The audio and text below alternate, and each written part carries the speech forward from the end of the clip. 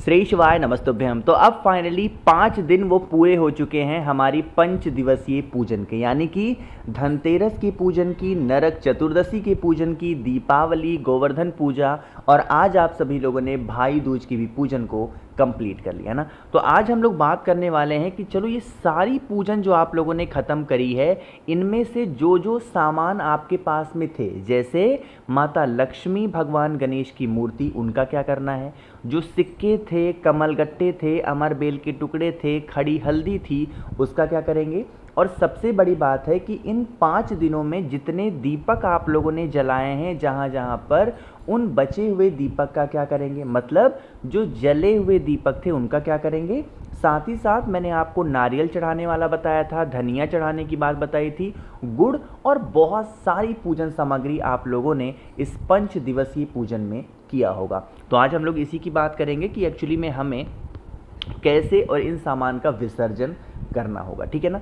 चलो समझने की कोशिश करते हैं। देखो, उससे पहले बता दूं कि मैंने एक वीडियो आप लोग के लिए बनाई थी, जिसमें एक ही वीडियो में मैंने 5 दिवसीय पूजन की पूरी विधि समझा दी थी कि धनतेरस पे क्या करना, छोटी दीपावली, बड़ी दीपावली, गोवर्धन पूजा और भाई दूज, है ना। बहुत सारे लोगों ने इस वीडियो को देखा, बहुत प्यार मिला।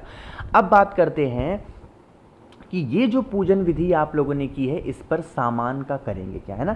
जैसे धनतेरस हो गया, छोटी दीपावली, बड़ी दीपावली, गोवर्धन पूजा, भाई दूज, इस पर आप लोगों ने कुमकुम का इस्तेमाल किया होगा, आप लोगों ने चावल का इस्तेमाल किया, आपने कौड़ी का इस्तेमाल किया, आप लोगों ने यहाँ पर कुछ अनाज के दानों का इस्तेमाल किया, खड़ी हल्दी का इस्तेमाल किया, कमल गट्टे, सिक्का, लाल कपड़ा, जो अमर बेल था उसका, बेलपत्र, इन सभी चीज़, ठीक। अब एक एक करके सारी बातें हम लोग कर लेते हैं। देखो, मैंने आपसे कहा था कि जब धनतेरस की पूजन, अब यहीं पे आपको समझ में आएगा कि मैंने उस टाइम पे बातें क्यों कही थी आपसे। जो पूजन आप लोगों ने धनतेरस पे किया था, उस सामग्री को आपने कहीं इकट्ठा किया, अरे बताओ, इकट्ठा किया होगा ना कहीं ना कहीं।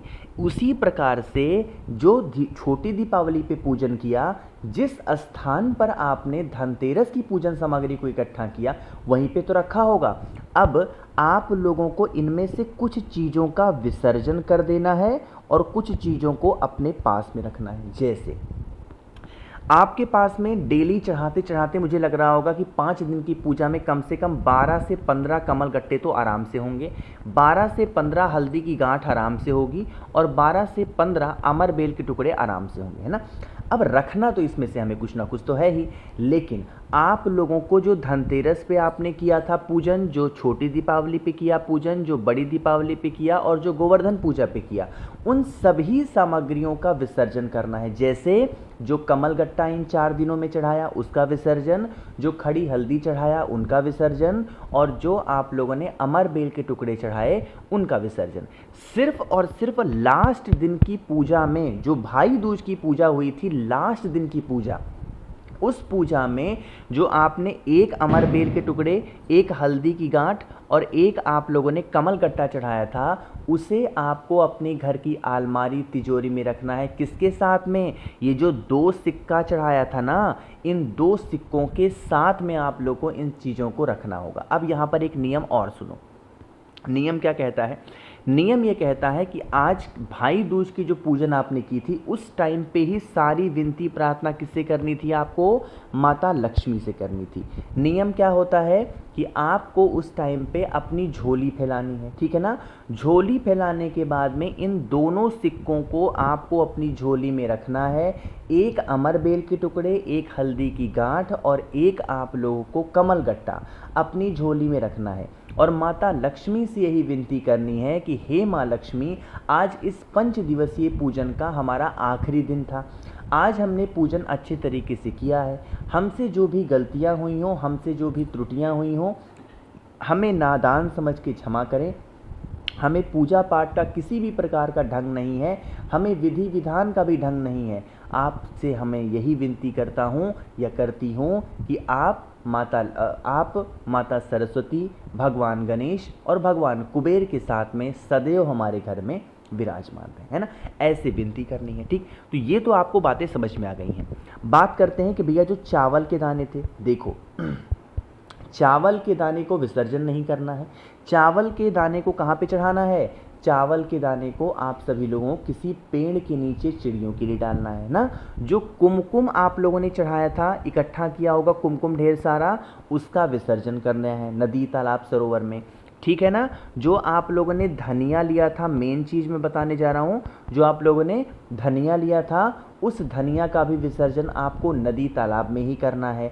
बहुत सारे कमलगट्टों का विसर्जन आप कर देना। जो लास्ट डे के दिन आपने एक कमलगट्टा, एक हल्दी की गांठ और एक अमर बेल के टुकड़े चढ़ाए, सिर्फ उनको अपने पास में रखना है, बाकी सारी चीज़ों का विसर्जन करना, ठीक है ना।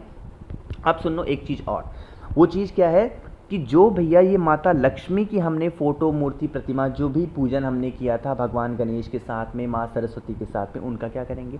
अब इनका करने के लिए आप लोगों को विसर्जन करने की बातें मैं नहीं बताऊंगा। क्यों? क्योंकि ये हर घर के ऊपर डिपेंड करता है। अगर आपके घर में हर वर्ष माता लक्ष्मी की मूर्ति आती है तो पुरानी मूर्ति का विसर्जन करके और जो नई मूर्ति की आपने पूजा की है उन्हें अपने घर में रखना, ठीक है ना। एक ही भगवान, एक ही देवी देवता की ढेर सारी फोटो, मूर्ति, प्रतिमा घर में नहीं रखनी चाहिए। इसमें कोई दोष नहीं है। मैं ये नहीं कहूँगा कि अगर आपके घर में 2 लक्ष्मी माता की मूर्ति है तो कोई दोष लगेगा, नहीं, कोई दोष नहीं लगता है, लेकिन ऐसी मान्यता है, ऐसा माना जाता है ना। तो अगर आपको रखनी है या विसर्जन नहीं करनी है तो आप रख सकते हो, विसर्जन मत करो, इसमें कोई दिक्कत नहीं है। बट जो लाल कपड़ा था, इस लाल कपड़े में ही जो पोटली आपको बनानी थी उस पोटली को बनाएंगे। जो आपके पास में कौड़ी थी उस कौड़ी को भी आपको अपनी घर की अलमारी में रखना है। और जो आपके पास में अनाज के दाने थे, इन अनाज के दानों का भी विसर्जन नहीं करना है। किसी भी नदी, तालाब, सरोवर के पास में जो भी वृक्ष हो वहाँ पर आप लोगों को रख देना है। अब यहाँ पर एक चीज़ और बताने जा रहा हूँ, उन बातों को ध्यान से पहले सुन लेना। देखो, माता लक्ष्मी, भगवान गणेश की मूर्ति को क्या करना है बता दिया मैंने। सिक्के जो थे उनको अपनी झोली में रखना था, ये भी बता दिया। कमल गट्टे, अमर बेल के टुकड़े और हल्दी, इसकी बातें भी कर ली हैं।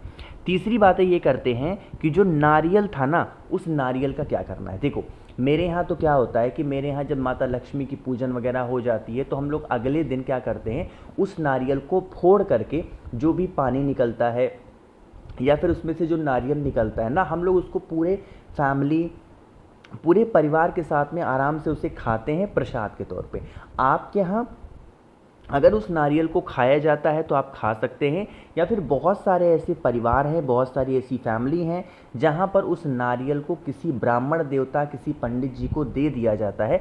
आपके यहाँ जैसे होता हो आप कर लेना, ठीक है ना। अब यहाँ पर जो सबसे बड़ी बात बताने जा रहा हूँ उसको सुनिएगा।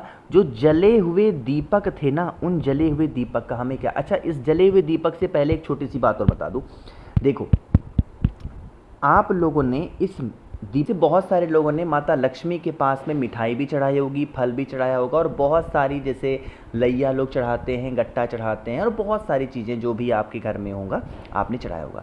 बातें करते हैं क्या भैया उन हम मिठाई को, फल को खा सकते हैं या उन्हें भी विसर्जन करना है। अरे उन्हें क्यों विसर्जन करोगे, महादेव को थोड़ी चढ़ा रहे हो कि लेके जाएंगे किसी को दे देंगे।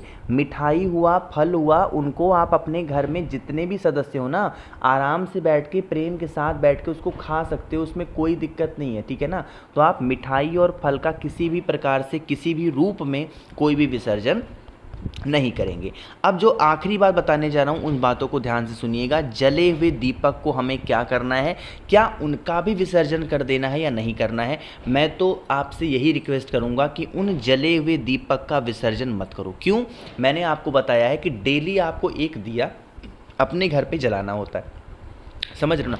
तो अगर पुराना दीपक जलाओगे तो उस पुराने दीपक का जो लाभ होता है वो आपको ज़्यादा मिलता है। जितना पुराना दीपक होगा उसकी ताकत उतनी ज़्यादा होगी। तो उन दीपक को फेंकने से अच्छा है, विसर्जन करने से अच्छा है कि उनको आप अपने घर में रखो संभाल करके, ठीक है ना। और घर में रखने के बाद में जब कभी भी मैं बताऊँ या आप गुरु जी की कथा में सुनो दीप वगैरह लगाने के लिए, तो कोई ज़रूरी नहीं होता है कि नया ही दीपक लो, ठीक है ना। आप उन्हीं पुराने दीपक का जो इस्तेमाल आपने दीपावली के टाइम पे किया हो या छोटी दीपावली पे किया हो, धनतेरस पे किया हो, आप उन दीपकों को क्या कर सकते हो, नॉर्मल डेज़ में जला सकते हो। इसमें कोई इशू नहीं होता, कोई दिक्कत नहीं होता, ठीक है ना। तो ये मुझे जितनी जानकारी पता थी पंच दिवसीय पूजन में किन किन चीज़ों का विसर्जन करना है, किन को अपने पास रखना है, क्या करना है, इन सभी की बातें मैंने आप सभी को बता दी हैं। अगर इसके बाद भी आपको कोई चीज़ें समझ में ना आई हों तो नीचे कमेंट सेक्शन में पूछिएगा, मैं पूरी कोशिश करूँगा आप सभी को रिप्लाई करने की। मेरे जितने भी भाई बहन आवाज़ पहली बार सुन रहे हैं, चैनल को ज़रूर सब्सक्राइब करेंगे और वीडियो को लाइक सभी को करना है। श्री शिवाय, नमस्तुभ्यम।